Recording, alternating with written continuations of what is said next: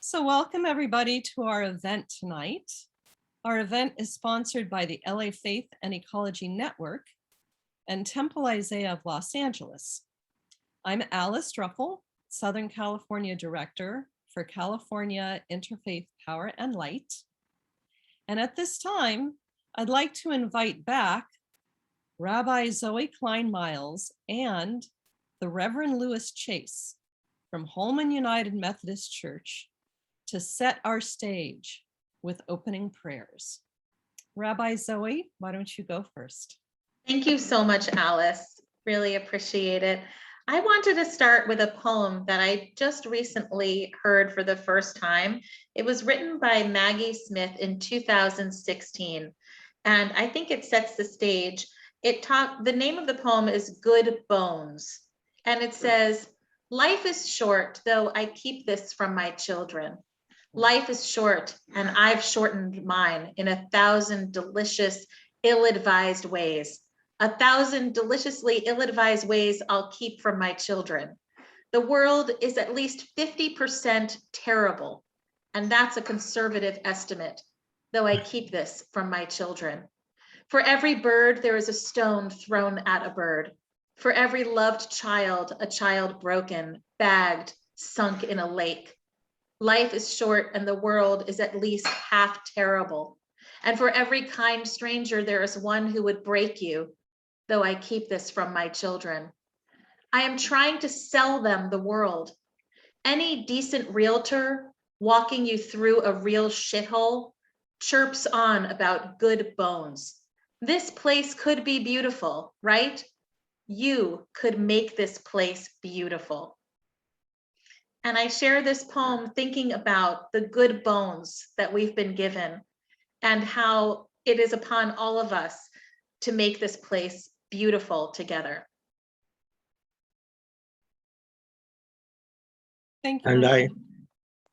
And I continue in a rather pedestrian manner. The earth is the Lord's and the fullness thereof, the world and those who live in it. Loving God, you created this wonderful world, and we give you thanks. Kindle in us the protest virus so that we may share the wonders of your blessings equally among all people, but more especially among the poor and vulnerable. Help us to act now for the welfare of future generations. Fashion our living and loving, whereby grounded in your love, we become the creators of new heavens and a new earth. Amen. Thank you very much, Reverend Louis Chase of Holman United Methodist Church. Before we get to our wonderful speakers this evening, I'd like to share a few words of who and what the LA Faith and Ecology is. So I'm going to share my screen here.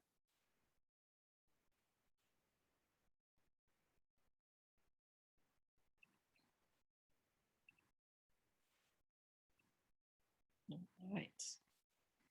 So the LA Faith and Ecology was originally conceived as a campaign from California Interfaith Power and Light and the International Center for Sustainable Development.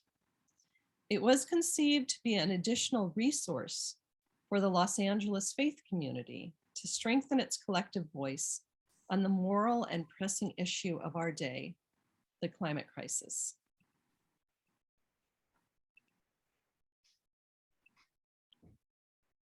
California Interfaith Power and Light and ICSD have been active on education, advocacy, and energy strategies to accelerate the adoption of clean energy and to form people of faith and conscience that live in harmony with Earth. Here's a picture of a celebration with faith advocates in Sacramento in 2016 with Fran Pavley. And a few folks from Temple Isaiah can be seen in the crowd as well. This joining of forces is a foundational requirement in building capacity to tackle the multiple environmental crises in California: extreme heat and the need for adaptation, increased severity and duration of destructive wildfires, and a severe drought. In approaching climate solutions, there is also the clear opportunity to dismantle the structures of racism and other injustices through clean energy job training and placement, pollution reduction that will improve public health, and renewed respect for and celebration of all creation.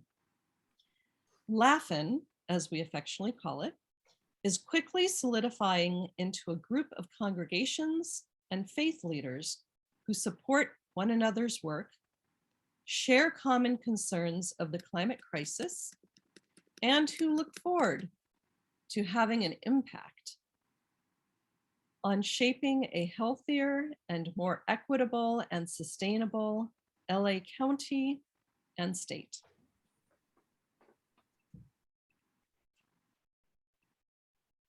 In the last year, some 30 houses of worship and faith leaders have been active in LA Faith and Ecology Network. Here is a list of just some of them. We are looking forward to growing our network with more houses of worship and faith leaders, and to expanding our capacity in building healthier communities.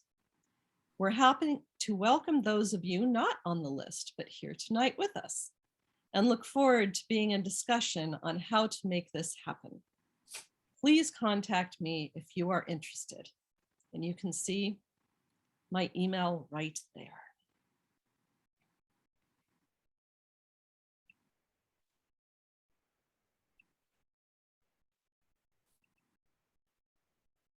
So at this time, we are ready to welcome our first speaker. As you listen to our speakers, please put your questions in the chat box. We'll be taking questions and answers after all four speakers have presented.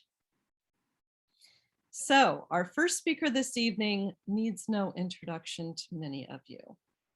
She is the author of many high impact bills in the California legislature, including the main author of AB 32, the Global Warming Solutions Act of 2006, and AB 1493 in 2002, which set the stage for our current state and national clean car standards.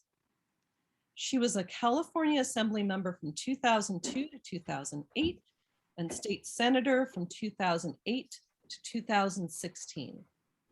And she is currently the environmental policy director of USC's Schwarzenegger Institute and serves on a number of boards.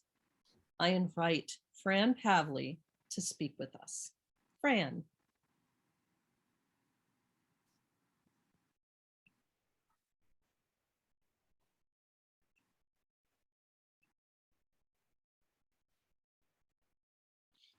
Oh, Fran, you probably need to unmute yourself. I see it.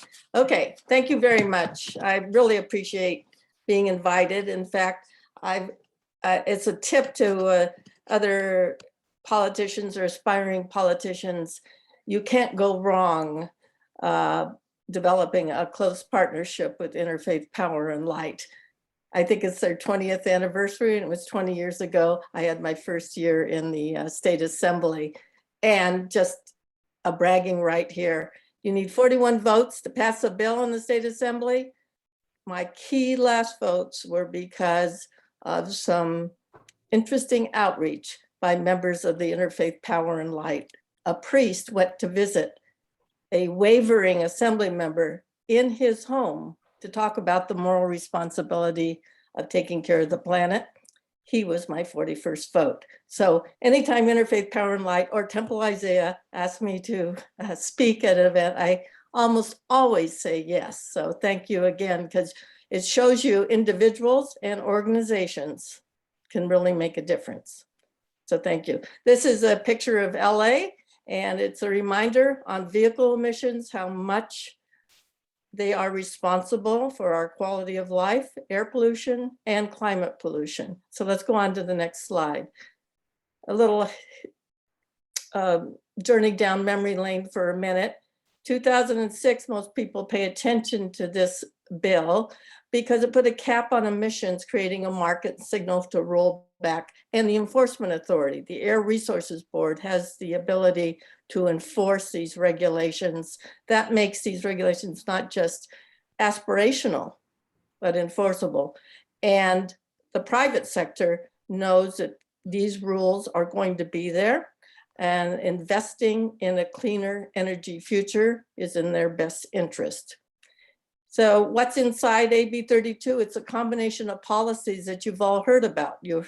Allis just talked about the vehicle emission policy. It was my first bill back in 2001 and 2. And let me tell you today what a difference that's made. 16 states have adopted our same California standards. When we pass something in California, it sometimes becomes a de facto national standard, and also perhaps globally. Tomorrow starts the LA Auto Show, and there will be tons of electric vehicles and alternative fuel vehicles that came out from the good work in California that you all did together. Fuels are part of this, low carbon fuels, EVs, renewable energy. We didn't have a renewable energy standard till 2002, and it's grown and grown over the years. Our Energy Commission has done a great job with appliances, energy efficiency standards in buildings, and land use planning is also part of the solution. So let's go on to the next slide. So AB 32 lasted 10 years.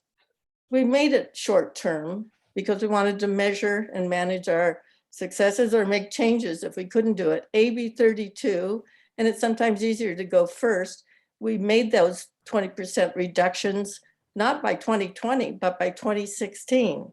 So I authored SB 32 in 2016. It passed, and that has extended these targets, 40% reductions to 2030. That's where we are now. And this picture was taken down in Los Angeles, and you might see some friendly faces, a lot of LA leaders like Speaker Rendon in these pictures, and Senator De Leon and Ricardo Lohr, Congressman Jimmy Gomez, and Assemblymember Reggie Jones Sawyer, et cetera, et cetera. So what did these bills do? They build on it. And this is where we're going to need your help. We're not going to meet our 23rd standards. We're getting behind, further behind, and we have reasons for those challenges. You can ask me or the other speakers later. They can address things like more vehicles and those goods movement trucks and smoke and wildfires, and the list goes on and on. But this is what's inside the SB 32 standards. Notice I keep the same numbers. That's so I can remember. I can remember it. So some newer things on this where it says / super pollutants. That means short-lived climate pollutants, and particularly methane. And COP 26 that just ended in Scotland made methane reduction a global priority for this next year.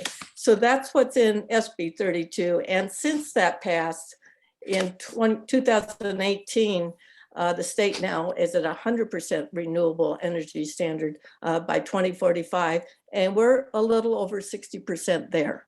That's the good news. Okay, let's go on to the next. If you want to see good graphics, go to the Air Resources Board website and look up like 2030, that's SB 32, and they have graphics that are really good to share with your different organizations and nonprofits and churches and synagogues on what exactly is in it. And it's easy to understand language and not too wonky, and people can get behind of things that they can do locally as well as statewide, nationally, or internationally on these same topics. Next slide, please. Governor Newsom, after he was elected, spent some time on how we reduce vehicle emissions.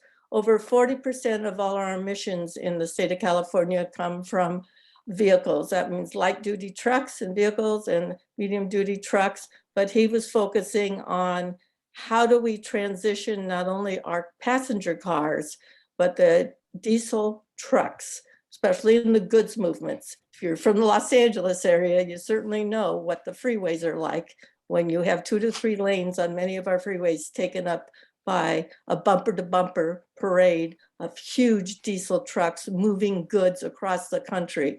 Today, more than 40% of all the goods coming into the United States comes through the ports of LA and Long Beach. That's why our freeways are such a challenge. And if they're diesel powered, that means you're polluting our air. It's certainly anyone who lives as close to the freeways or in some of those communities are overly impacted as far as health impacts.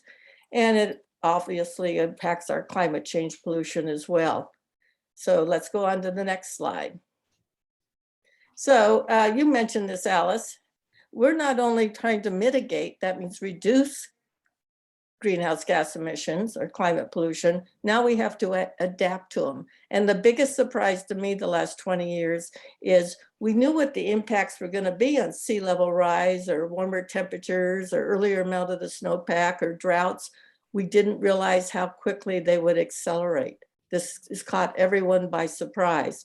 So here are some things that we're looking at doing, and we need to accelerate this and make sure these strategies apply equally to no matter where anyone lives, whether you live in an apartment or a home or where you're urban areas or rural areas. California is a good microcosm of the world in solving these challenges.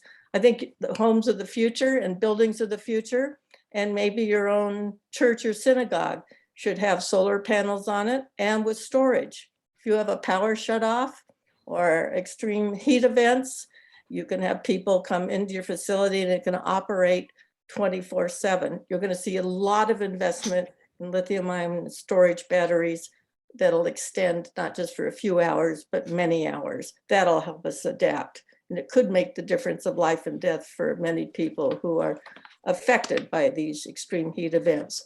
The picture below, water reuse. Some people may be a little concerned about this.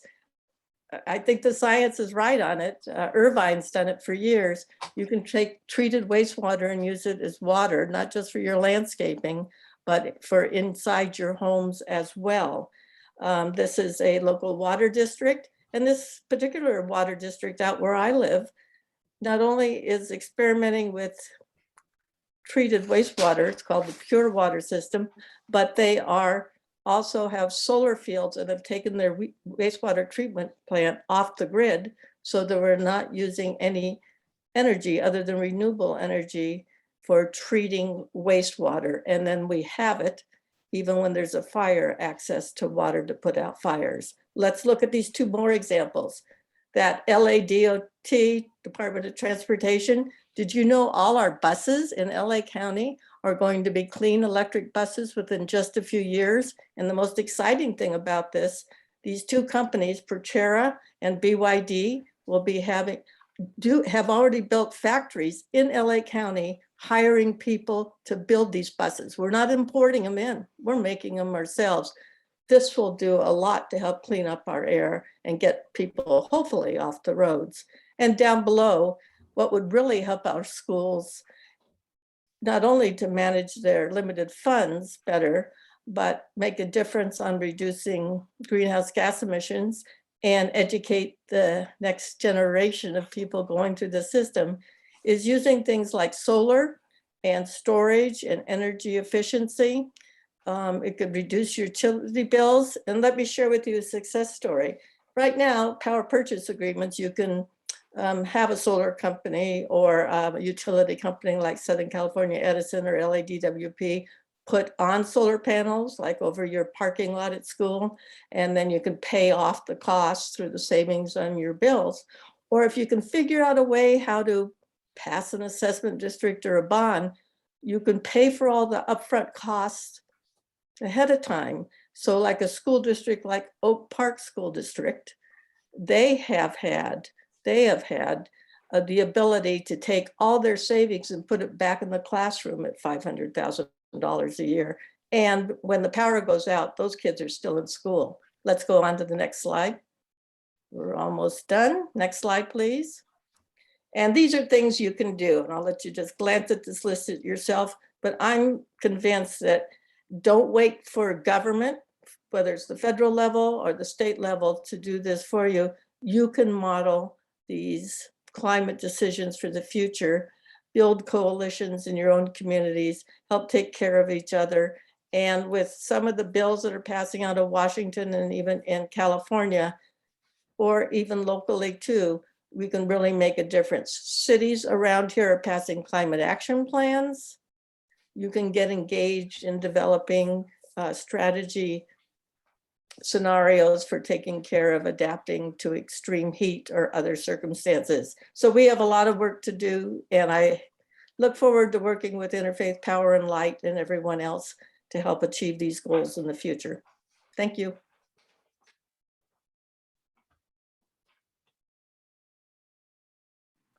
Thank you so much, Senator Pavley. That is really wonderful to hear from you and to hear of the wonderful work that is being done.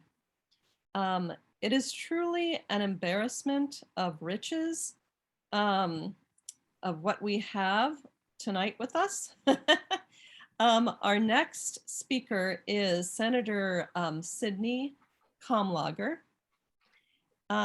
who's going to speak about pressing concerns of focus in terms of climate justice and our environment, and how the faith community can strengthen its voice in advocacy. Senator Kamlager represents Senate District 30 in Los Angeles. In her time with the California legislature as an assembly member and senator, she has authored landmark legislation in the areas of criminal justice reform, healthcare equity, environmental protections, and affordable housing. She previously served in many leadership positions, including as president of the Los Angeles Community College District. Senator Kamlager is a known champion for and author of sustainable bills, including the recently ratified AB 896, which brings back returnable bottles and will cut down on the production and use of plastic. Senator Kamlager, please join us.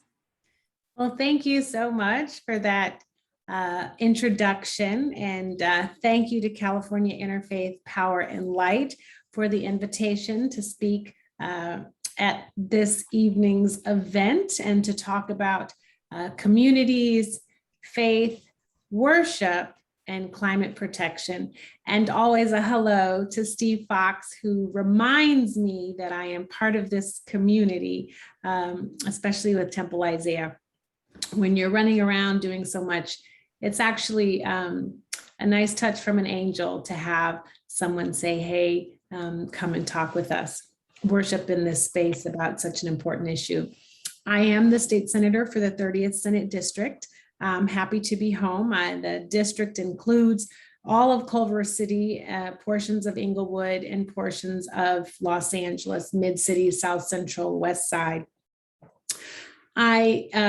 Each year that I have been in the legislature, I have tried to either author legislation that was climate focused or have worked to co-author and help pull votes for bills that are climate focused.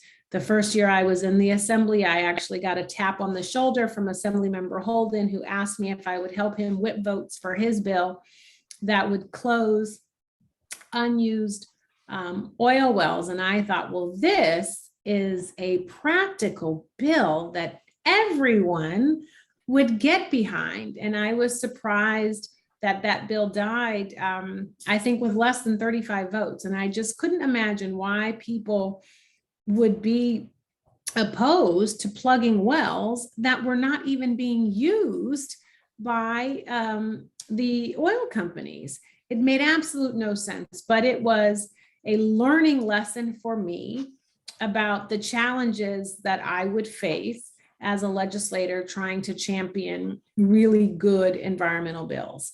From something as practical as that to things far more aspirational, like SB 54, I was a co-author of, and just watched with such distress the bill not even get onto the floor the first year on the assembly side, and knowing all of the machinations and negotiations that we were involved in just to try and wrangle votes from the Central Valley, votes from the glass industry, votes from the wine industry, folks very concerned about a very no-nonsense bill. It is nice when bills get passed, like the plastic straw bill, which was really sort of fueled by a video that went viral of the turtle in the water with this calcified straw. But we shouldn't have to rely on heart-wrenching videos like that to propel people to do the right thing. This year, I was fortunate enough to author AB 962, which I thought was also very practical, which just says, you know, that we should be able to reuse our bottles. I don't like plastic. We have a sickness with consumption as a country, and we just have to, you know, get off the tit of consumption of all of our energies and renewables. And because of how CalRecycle is set up, you can purchase something in a glass container, and when you're done, you put it in your recycle bin and it goes and it gets crushed and you use the glass again. And this bill would say, well, we're going to incentivize folks to just clean and sterilize those bottles and reuse them. We have microbreweries, we have small dairy farmers, we have small craft wine distilleries who are able to reuse those glass bottles to put product back in them and sell them. This was based on a program actually in Oregon, and I did a tour of this particular initiative up there, visiting a number of sites.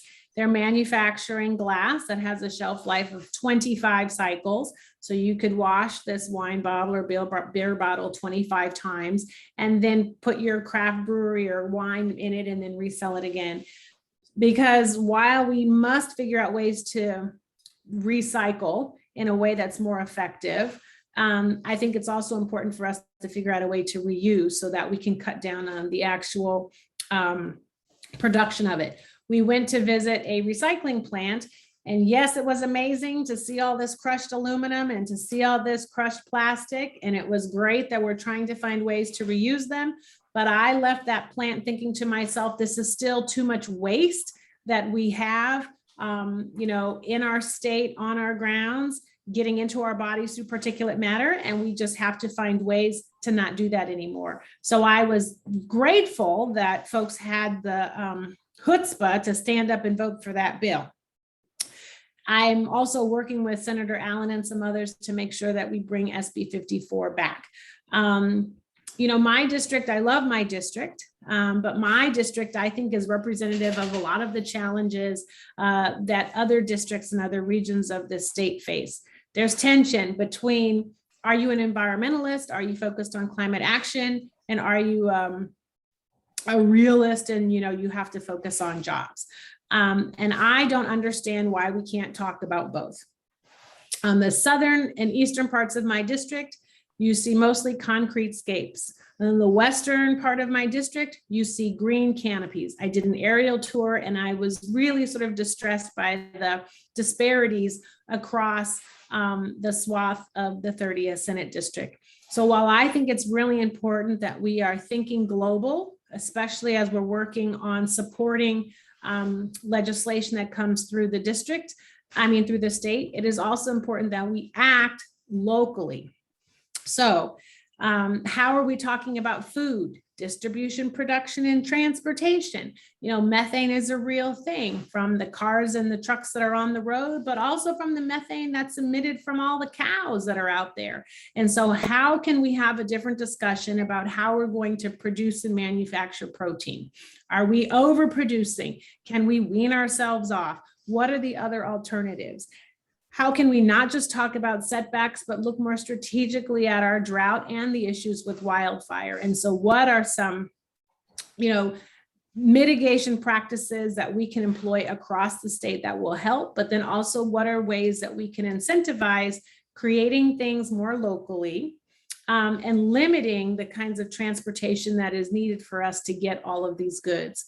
I have an urban farming initiative that I'm working on in my district, A, because I wish I could be a farmer, but B, I believe that if we can cut down on goods movement, and if we can have folks sort of grow and source food locally, then we can also create sustainable economies while we're protecting Mother Earth, while we are sort of cutting down on some of the emissions that we see disproportionately in South Central and in lower income communities. We also have to have deeper conversations about land use. We're talking so much about building affordable housing, more housing, more housing, more units, but we also have to be very strategic when we're having urban planning discussions to make sure that we are building cooperatively and that the use of materials that we are employing are sustainable and are not really hurting, our planet.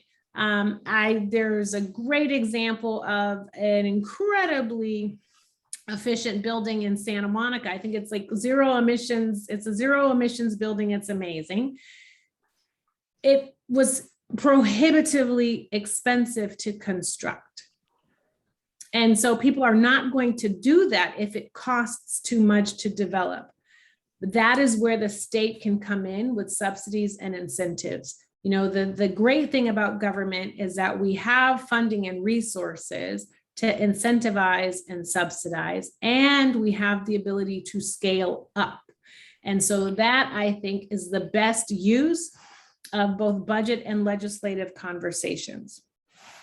We've been having a number of, policy discussions over this past year about different kinds of renewable energy. Do we want to have wind farms in urban settings? We're going to have wind farms off in the Bay Area, off San Francisco. What kind of appliances do we want to have in new construction?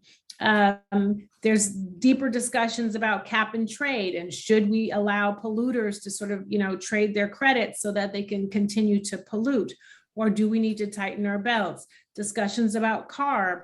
Why is it that this board does not have staff diversity or leadership diversity? Does that sort of taint discussions that they are initiating or involved in as it relates to environmental and climate justice? If you're only talking about coastal communities or wealthier communities, and you have sort of stereotypical perceptions about other communities, are we really sort of, leading with a strong moral compass?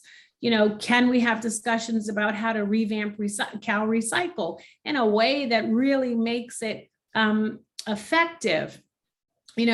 We do our part because we separate our plastics and our paper and our aluminum, and we put them in the right, bins. And then they say that most of those things sort of end up, in the same heap. And so we have to do a better job of making sure that our systems are working well so that we can change our credibility factor with residents of California. No one wants to feel like they're doing their part and failing. Lastly, I just want to say, I love what Senator Pavley said about sending the preacher to the person's house to sort of pray on them to help them get the vote. And, she must have really needed that last vote, because that was a hardcore baller move.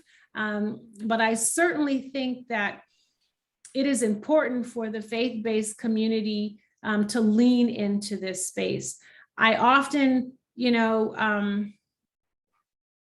complain that we are pushing these emotional and personal buttons with people when we're trying to get them to do the right thing. And at some point, folks begin to get resentful and they shut down and get very defensive. And then they say, I'm not going to vote for this. And it is very hard to move them off of this space. And then we call you and say, we have these 5 assembly members or senators that aren't going up on this, can you call and lean on them? And I think we should continue to do that. But I also think we have to get more strategic about those kinds of tactics that we employ and really think about that person's district or the thing that motivates them and find the moral compass in that space. Because I think you can be a strong environmentalist and allow people to keep working and support technological innovations and create opportunities for generational wealth and economic sustainability, and allow people to live in a way that supports a strong quality of life. And I think we have to work to connect all of those dots rather than create these binary discussions where you either, love labor and you love jobs, or you love Mother Earth. I want folks to work, and I want all folks to be able to breathe in clean air. I think those fights will continue to get more intense because there's more work to do as we talk about what a just transition really means. But in my mind, I would actually like us to get to a place where, and I'm going to go back to the urban farming, it's almost like creating these small kibbutzes everywhere where you have local communities working together, figuring out solutions that allow people in their neighborhoods, in their communities, maybe in their districts, to have a higher, cleaner, greener quality of life. And that kind of on the ground success will then permeate. And I'm going to stop talking. Thank you so much, Senator Kamlager. Those are really wonderful words, and I know we're going to be living by them. We are going to 8:15, and I would like to have the next 2 speakers take just 5 or 6 minutes each, because I know that there are a lot of questions that are going to be coming up for our wonderful lineup. So at this point, I'm going to pass the baton to Steve Fox, my good friend and colleague from the Green team of Temple Isaiah, and he's going to be introducing the next 2 speakers. So Steve. Thank you, Alice. Hold on one second. And it gives me great pleasure to welcome another Yaroslavsky to a temple meeting. The first was her father-in-law, Zev, about 50 years ago, when we gathered in the social hall to help support the Free Soviet Jewry movement. And now it is Katy Yaroslavsky, an attorney who is currently on leave from her position as Senior Policy Advisor to Supervisor Sheila Kuehl. Her portfolio is the environment and the arts. Katy, we'd love to hear about it all, but tonight it's just the environment. Welcome. Thanks very much, Steve. It's a pleasure to be here. Thanks to the California Interfaith Power and Light for having me, and to my illustrious panelists. It's a pleasure to be here. I want to talk a little bit about the county and the regional role it's been playing and the role it needs to play if we're going to get where we need to go. So briefly, in case this might be a little mini civics lessons, many of you probably know this already, but LA County has 10 million people in it. It's the largest county by population in the country. And the county therefore has this role to play as a regional climate and sustainability leader.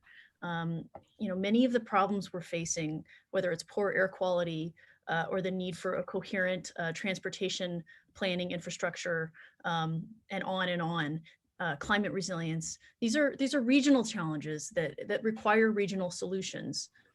For example, air pollution. It doesn't start in Culver City and end there. It doesn't start at the port and end there. It crosses boundaries. And so the solutions to those challenges, which are regional, need to therefore be regional. Or at a minimum, the cities need to be coordinating with each other. And in so many cases, many of our 88 cities that are within Los Angeles County are small and don't have their own sustainability departments. And so the county has a unique opportunity, and I would say mandate, to help do some of that capacity building for our smaller cities. So we can, for example, create draft ordinances. We do regional climate planning and policymaking that applies countywide. We can use our public health authority to regulate on behalf of greater good. So we've created the Office of Sustainability at the county. When Supervisor Kuehl came into office, there was no sustainability office. And so that work wasn't really happening. And in the last 4 or 5 years, they've started to do transformational work, and they've won awards for the county's first sustainability plan, which was adopted a couple of years ago. And they're really sort of leading the way nationally on what it means to do thoughtful, intentional, and I would say aggressive and progressive climate policy work, and then implementation. And the cool thing about the county, the Board of Supervisors, 5 people, they're both the executive and the legislative. So not only do they make the laws, but then they get to enforce the laws through their departments and all the various additional boards they sit on. So I want to talk briefly about 3 priority areas where we've been focused. The first is around phasing out oil and gas drilling, which is something that we just adopted in unincorporated LA County. The Board of Supervisors voted in September to start the process of what it's going to look like to phase out oil and gas drilling. Not only new wells, but existing wells as well. Because we know that the communities that surround oil and gas wells suffer from incredibly bad health outcomes. It's very unhealthy for kids, adults, seniors to live within proximity of these wells. Even if they're well maintained, they leak, and the much higher rates of asthma, heart disease, et cetera. And so phasing it out is the right thing to do. And we can do it in a way where we're responsibly doing it, making sure that those wells are capped. And so that process has started, and hopefully the city of LA and other cities will follow the lead of the county in doing something similar. Senator Kamlager talked a little bit about just transition and what that means, and how it feels like it's become a zero-sum game of sort of labor and workers versus the environmental movement. And I totally agree with her that it needs to be, we need to figure out how to make it not a zero-sum game, and create a path where both workers and our planet do well. And when we do well, we do good. And politically, I think it's going to be impossible until we recognize that nothing can happen on any of this without having workers be partners with us every step of the way. So that's going to be really important as we move deeper into the conversations of phasing out oil and gas drilling, and all sorts of other areas where labor is feeling threatened. The second big area of focus that I just want to briefly talk about is on how we tackle the impacts of climate change, and how it's impacting communities, some communities in a much more negative way than others, right? The vulnerable communities who are disproportionately impacted by a changing climate. One of the things that the county just recently did was release a climate vulnerability assessment. The Office of Sustainability just put it out. You may have seen articles about it in the LA Times and elsewhere. It really assesses how people and infrastructure are vulnerable to a changing climate. It focuses on extreme heat and wildfires, flooding, drought, sort of the key indicators of a warming planet. And the key takeaways from that report are that we can act now to mitigate the impacts of climate change by making our infrastructure and our communities more resilient. And we can do this in a way like I said before, that creates jobs and makes our communities healthier. So we need to upgrade our water and power infrastructure. We need to create more parks, more open space, a thriving urban forest through healthy street trees and parks, make our buildings more energy efficient, and then also strengthen our social networks and communities to keep people informed and connected to each other. It's really important too. None of this is rocket science, but if we don't start to do that work in a meaningful, intentional way now, it's not going to happen in time. And as we do this work, we need to center those who've been disproportionately impacted by climate change and systemic racism. So there's lots of work that needs to be done. And like I said, it does need to be intentional. And then finally, I want to talk briefly about Measure W, which was overwhelmingly adopted by LA County voters in November of 2018. Measure W created and funds the Safe Clean Water Program, which is building new parks and restoring open space and wetlands. It's building stormwater capture infrastructure, and it's creating thousands of local jobs. On behalf of Supervisor Kuehl, I led the development of Measure W, and it's gotten already in the first 3 years of implementation, close to $1 billion out the door for local projects. And as it's being implemented every year, mostly through local and regional citizens groups of interested stakeholders, we need to make sure we're focused on building truly green infrastructure, because it provides more than one benefit. When you put in a green stormwater capture system, it treats stormwater and allows it to be reused, but it also creates green space and shade and cools communities. And it's an incredible opportunity for us to keep doing more of that. It's become a national model for how we build green infrastructure and really do it in a way that centers equity and pushes those resources, additional resources, towards communities that have been under-resourced.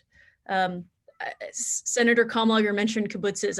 Measure W, the governance structure is really a bunch of mini kibbutzes that come together and make decisions about how to spend $150 million a year. And it's been wonderful to see it happening. And that's going to continue to happen year after year. And then finally, in terms of how faith-based communities can meaningfully engage, I thought what Fran said is totally right. There's nothing more effective than a rabbi or a pastor, the right rabbi or pastor connecting with the right elected to remind him or her of the moral imperative that we're facing. And that at the end of the day, if we don't take action now, it's going to be too late.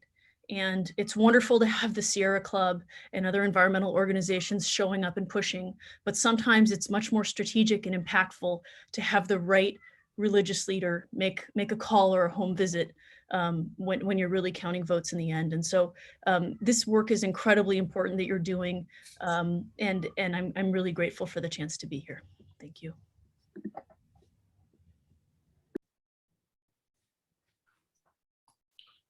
Thank you so much, Katy. Really, thank you. And now I'm going to introduce Andy Shrader. And to introduce him, I'm going to slightly paraphrase what he wrote about himself on LinkedIn. It says, I'm a recovered screenwriter who discovered his creative talent lies in working strategy and policy to save the planet rather than writing stories about it. And he has been doing this as a deputy to Councilman Paul Koretz for 9 years. His current position is Director of Environmental Affairs, Water Policy, and Sustainability. Andy, we welcome you. Thank you, Steve.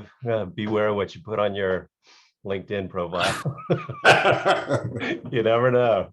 So when you want a recipe for a successful talk on climate, here's what you don't do. You don't follow the legendary California climate Senator Fran Pavley. You don't follow legend in the making Senator Sidney Kamlager. You don't follow LA City Council member in the making Katy Yaroslavsky. All of them my heroes for years. Senator Pavley for 2 decades. And yet here I am following them. So I apologize in advance. I'll do my best. So congratulations on the launch of the LA Faith and Ecology Network. You're just in time. We have a lot to do and we need your help. So in the old days, all you needed was a burning bush to get people to pay attention. And now we need to burn down pretty much the whole state, and we still can't get people focused on it. Obviously, as we saw from the COP out at COP26 in Glasgow, the international community clearly isn't going to get it done. It's like this weird yearly game of kick the can. Congress had a glimmer of hope with the infrastructure bill, but you can't light the world with a candle in a windstorm. California has taken some bold steps and done great things, as we heard, and should be able to do more, except it's actually got a three-party system: Democrats, Republicans, and people who pretend to be Democrats, but actually vote against progressive legislation pretty much most of the time. So it's really up to cities to get it done on climate. And I'm happy to say we're actually doing quite a lot here in the city of Angels, with all these angels joining us too. We have some pretty gigantic issues coming up, and we can really use your support and the support of, pretty much everybody you know. So I'll go through a few of them quickly, and we can answer questions later. So we spent the last 4 years working with the National Renewable Energy Laboratory, also known as NREL, to bring our Department of Water and Power from a 2045 100% renewable energy goal to 2035, which is a huge step. And the US Department of Energy is holding it up as a pathway for the whole country. Now, NREL and the department are working out the details of how to get there through something called the Strategic Long-Term Resource Plan. And it would be really incredibly helpful for groups to send in a letter of support for the most aggressive pathways to get to 100% renewable energy and to get there by 2030 if possible. I believe the technology will rise up to meet us, just like it has with coal, and we're going to get there. So on another issue, the city council, like Culver City, like LA County, is working to phase out oil and gas drilling citywide using an amortization process, which basically means showing that the oil companies have already recouped their expected profits over decades and decades and almost a century. And they can't call our legislation a taking and sue us. So the next city council committee to hear this item will be the budget committee, and they and really the whole city council could use letters of support from such a diverse group like this one. So look for that, and it may be sooner than you think. Plastics have, on another issue, plastics have an enormous greenhouse gas footprint. The oil and gas industry sees the writing on the wall about the end of fossil fuels, and they're looking for other markets for their petrochemicals. They've spent something like $180 billion building new plastics cracking facilities across the United States to produce the raw materials for everyday plastics, from packaging to bottles to, all that other stuff. You probably heard that China isn't taking our recyclables anymore, and we have to deal with them ourselves, which is really how it should be. We shouldn't just send our junk to somebody else. So in the city of Los Angeles, we're really working out a change in the whole system. The council's looking at a really aggressive single-use plastics ordinance that will totally need your support, and we really want to change the whole system. So look for that coming up. And while we're working to reduce our greenhouse gas emissions across the board, we need to continue to protect our natural areas. We've been fighting for the past 6 years to complete an ordinance protecting wildlife habitat connectivity in our hillsides. We're so close, we can practically feel the breath of the mountain lions on our necks. But one developer and one real estate agent have created a fake AstroTurf group and are fighting us. So we need your help to see that one across the finish line. So when they build the big wildlife crossing out near Senator Pavley's house, the wildlife will be protected all the way to the San Gabriel Mountains and beyond. So that effort needs your help. And lastly, for now, as you saw in the chat, actually, the city of Los Angeles just competed with 40 other cities across California to win the $1 million Cool City Challenge, and we won. And what that means is a team I'm leading will be working on a moonshot goal of getting Los Angeles to carbon neutral by 2030 without offsets. So we want to engage all the incredible creative industries and people in Los Angeles in this effort: screenwriters, producers, video game makers. It's a nearly impossible prospect, but the prospect of not doing it is even more impossible, particularly for someone like me who has 2 little kids counting on him to provide a safe future with a stable climate. So the community engagement part of the Cool City Challenge is we've gathered up 200 Cool Block leaders who are going to lead their neighborhoods or apartment buildings through a 5-month program of energy efficiency, water conservation, waste reduction, and emergency preparedness. We piloted this for 30 neighborhoods a few years ago, and now we're going full scale, 200 neighborhoods. I'm happy to say that Daniel Tam and the Interfaith Solidarity Network, and in particular, Temple Isaiah, and really in particular, Steve Fox put in an enormous amount of work to help us recruit Kuehl block leaders and get us across the finish line. He would literally text me and be like, should I stop yet? It's 9:30 at night. Should I stop? I'm like, keep going, keep going. So we're still accepting more leaders. That initiative in particular is made for communities of faith to join into. I'll put a link in our to our information sessions in the chat. There's one tomorrow night if you're interested, or we can host one specifically for your mosque or temple or congregation. So come join the real-time, on the ground climate mobilization of Los Angeles. We'd love to have you, and I'll leave it there for now. Thank you. Thank you so much, Andy. It has been wonderful to hear all four of you, and we're going to follow up to get some work done. So we have 14 minutes and we have a beautiful closing prayer. So I'd like to get to just 2 questions right now. I'd like the first question, I'd like to call on Donna Lee of Climate Witness Project and Deacon of Grace Church, Pasadena. So Donna, if you can unmute and ask your first question. Thank you, Alice. I also put it in the chat. So Senator Kamlager spoke about actions that motivate legislators, rallying action. For a second. What? You were on there for a second. I was? Yeah. Which- You're looking to. You might want to mute. Sorry. Lee, mute yourself. Lee, mute. Yeah. With myself, oh, sorry. No worries. Anyway, so which kind of rallying actions by citizens groups and supporters make the most impact for these kind of environmental issues?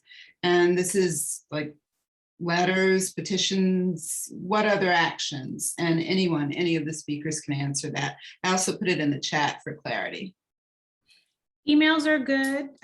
You know, letters are not written letters are maybe not as effective now.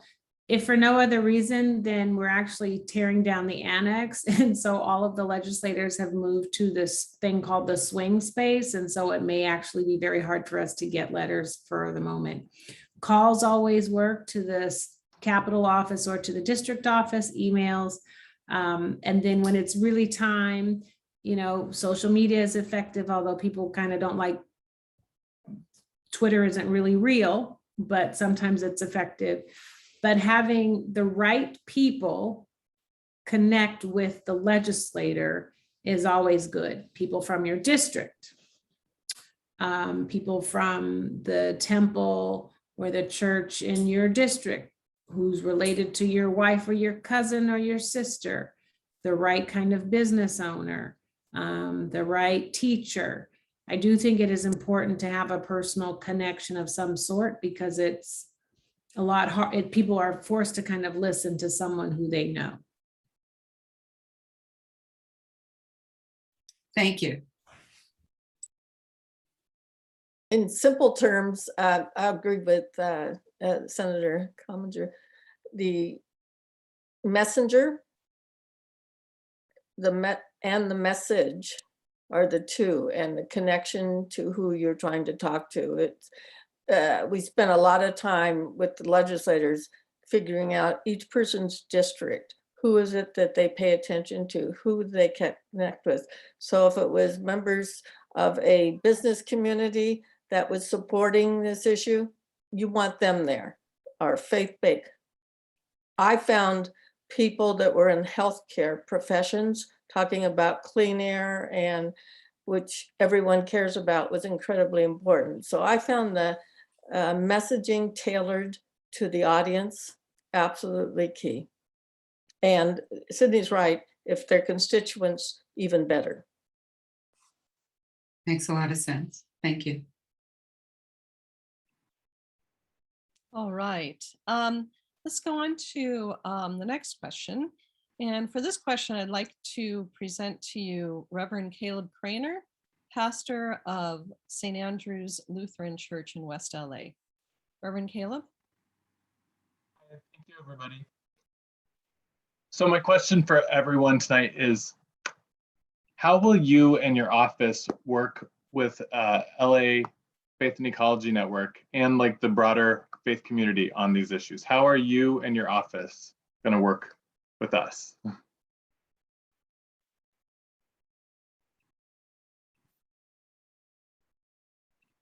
You know, Steve Fox pretty much has me on speed dial. He'll send me a text, then he'll send me another text, and he knows if I'm busy, he'll send me another text. You know, the water torture really works in terms of when I'm super busy. But you know, one of the things that both the senators mentioned in terms of, you know who's important to your legislator. I think in every district, most of the elected officials know at least some of the communities of faith. And so, you know, meetings with the council member or the elected about what are the important things that the communities of faith are focused on right now, and what's important that's coming up. So it's really important to stay engaged, know what's coming up, but also know like what can be done about it. We've received a lot of pressure about certain issues that we really can't do anything about, and you really need to know your topic too. But constant engagement with meetings, and then when there's a committee hearing, show up. If it's on Zoom, you know, call in. If it's in person, hopefully soon, you guys, you know, pray for us. Hopefully, you know, if 200 people show up at the city council meeting, the council is going to pay attention, especially with a really large diversity of folks from across the city. And I'll just add, I think everything Andy said is right. But additionally, as complicated, potentially controversial policies are making their way through, which, let's be honest, all of the easy stuff has been done. So the big stuff that we have left to do is going to be, I think, necessarily controversial. As those policies are developed, having those voices at the table who aren't just the usual suspects, that aren't just the environmental groups, that are pushing for us to be as environmentally protective and thoughtful as possible, so that it's not just coming in at the very end once the policy's already been negotiated and fully baked, I think is really helpful too. So as there's community meetings and stakeholder process happening, bringing in the organizations, asking them to be active participants, it's a lot of work, but I think it results in a more environmentally protective and sort of better for all of us policy outcome at the very end. So it's not just the back end, it's as it's being developed, making sure that it's really thoughtfully and comprehensively done. Don't be afraid to ask us to tour facilities or places. Most folks tend to be visual learners. And so if we can go out into community and talk and see and hear, it resonates much longer and greater. Also, don't be upset if you end up seeing a staff person and not the elected official. That staff person is amazing, and maybe one day they could be running for office. So that's always a good thing. And they certainly are going to share that information back with me or the elected official. To Andy's point, when we call and ask you to show up, it's because we know optics are really important. And the more folks see and hear from a community, the more it will give them pause and to make sure that they do the right thing. And don't be upset if we give you information last minute. So many of these hearings, are also done at the last minute, and agendas, et cetera. And so when we're calling, it's because we need you, because oftentimes we feel like we're out there by ourselves. But those are ways that I commit to working with folks, because the more I know, the more I'm able to refute some drama that I'm hearing from somebody else when they're trying to tell me why they can't stand up and do the right thing. And that comes from being out in the community with you all. Thank you so much for those really insightful answers. I would like to thank Senator Fran Pavley and Senator Kamlager and Katy Yaroslavsky and Andy Shrader for being with us. You have indeed given us a lot of information. We will be in touch with your offices. And I just wanted to underline the fact that whatever happened in the COP whatever was pledged to in the international climate talks. They are going to be filtered through our countries and our states and our cities and our municipalities. These are the people, and we are the people that are doing these things and are going to continue to do these things. I also wanted to mention that on December 8th, the LA Faith and Ecology Network is going to be meeting at 10 a.m. to discuss what we learned here tonight and to choose 2 or 3 things that we are going to be. Alice, there was some music in the background. Oh, Can you please say that again? sure. Okay, thank you. I hope you can hear me now. So thank you very much. And I will be sending everyone a follow-up email tomorrow, everyone who registered, with events and opportunities for sign-ons. And we really look forward to continuing this conversation and seeing what practical action comes out of it. And at this time, I would like to introduce Reverend Pat Langlois, who is the pastor of UCC MCC in the Valley Church in North Hollywood. And she's going to be giving us a beautiful closing prayer. Pat. Great. Thank you so much. Can you hear me? Okay. I have a new headset. Can be a little louder. Okay, let me just get this closer. So friends, as we have just been blessed with so much incredible information and presentations tonight, you know, one of the things I do believe that we can do is also pray. And We just lost you, Pat, without your headset. We just lost you. We don't want to miss one word of wisdom. Okay, can you hear me now? Okay, sorry about that. What I was saying is, you know, there's many things we can do. And one of the things that we can do from all of our traditions is pray. And that comes in many forms and in many ways. But to me, I look at it as knitting our hearts and our minds and our souls together to put our energy focused in one direction. And I share this prayer with you with this intent. Father Sky, in you we see the sun rise and set each day. We are grateful the gift of warmth that you give to us. We are grateful that you connect us all, shining on all the lands of this earth. We pray that we can be better on how we use the land which you light and which you heat. We pray that we can mend the damage we have done to your realm, so that the sun may not burn quite so hot upon our world, and may our prayers turn into healing action. Mother Earth, to you we pray, for upon you we journey and sleep. You provide us with nourishment and protection. Your forests provide us shade and shelter. Your fields give us food. Your inhabitants provide us companionship. We pray that we can be better in how we walk upon you.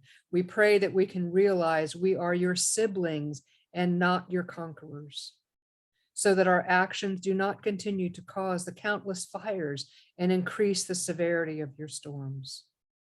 Again, may our prayers turn into healing action. May our prayers turn into healing action so that the air may be cleaner. May our prayers turn into healing action so that the water we drink will nourish our bodies. May our prayers turn into healing action so that we can put our egos aside, and may we become the caretakers that we were meant to be. So from all of our traditions, we knit our hearts together and ask our actions to manifest our prayers. In all the sacred names of all that is holy, we ask and we claim these things. In your precious names we pray. So it is, and amen. Thank you so much, Reverend Pat. Reverend Pat wrote that. She is one of our amazing people that we have gathered here right now in our midst. We're ready to act. Thank you for being here, and thank you for all you do, and have a pleasant evening. Good night. Good night. Night.